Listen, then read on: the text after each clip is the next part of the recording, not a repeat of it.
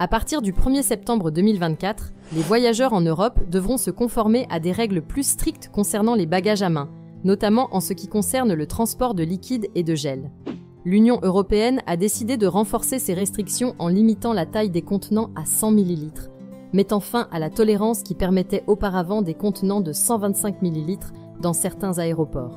Tous les liquides doivent désormais être regroupés dans un sac en plastique transparent d'une capacité maximale d'1 litre, conformément aux exigences déjà en place. Bien que des technologies de contrôle plus avancées, comme les scanners de tomographie par ordinateur, aient permis une certaine flexibilité dans les règles de sécurité, des doutes sur la fiabilité de ces équipements ont conduit les autorités européennes à réintroduire des mesures plus uniformes et strictes dans tous les aéroports. L'objectif est d'harmoniser les procédures de sécurité à l'échelle européenne pour assurer une protection optimale des passagers. Ces nouvelles restrictions s'inspirent des règles de 2006, qui visaient à prévenir les risques liés à l'introduction de substances dangereuses à bord des avions. Après une période de tolérance, l'Union européenne revient donc à une application rigoureuse de ces mesures afin de renforcer la sécurité dans ces aéroports. Toutefois, des exceptions à ces règles subsistent. Les médicaments et les aliments liquides pour bébés peuvent encore être transportés en quantité supérieure à 100 ml, à condition qu'ils soient déclarés lors des contrôles de sécurité.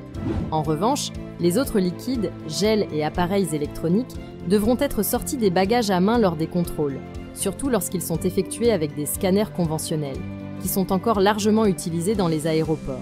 Il est important de noter que l'Union européenne n'exclut pas la possibilité de réintroduire une certaine flexibilité à l'avenir. Les scanners CT continueront d'être testés dans plusieurs aéroports, et les restrictions actuelles pourraient être révisées si ces équipements s'avèrent fiables sur le long terme. En attendant, les voyageurs devront s'habituer à des contrôles de sécurité plus stricts, en tenant compte des nouvelles règles imposées par l'Union européenne pour garantir leur sécurité. Si la vidéo d'aujourd'hui vous a plu, le lien de l'article complet est dans la description, et n'oubliez pas de vous abonner.